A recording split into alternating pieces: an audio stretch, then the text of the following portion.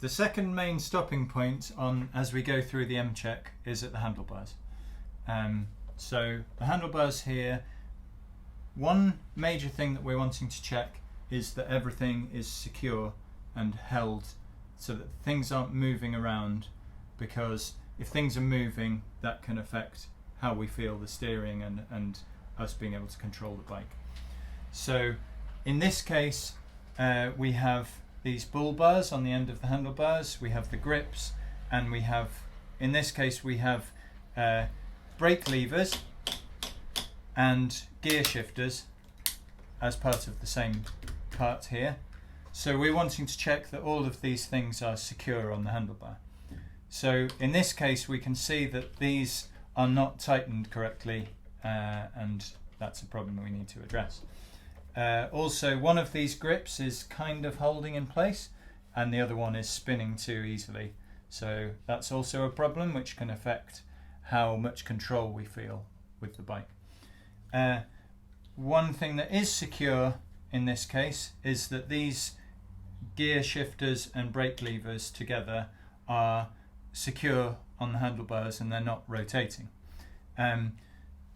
One thing to be aware of that we'll talk about when we talk about the comfort of the bike is that the angle of these shifters and brake levers can be altered so that we're in a more comfortable position. So that's a check of whether these parts are secure.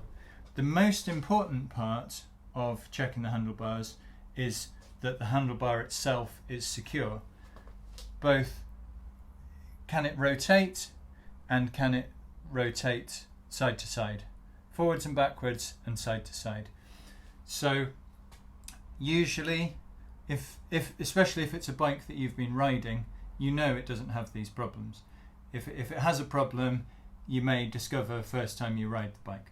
So we need to make sure that if we see any sign that there's something rotated, so this handlebar is rotated, or if we see any sign that the wheel isn't straight compared with the handlebar, so if they're not at right angles to each other, that can be an indication that there's some loose bolt that's not holding these straight. It's the bearing that allows us to steer left and right.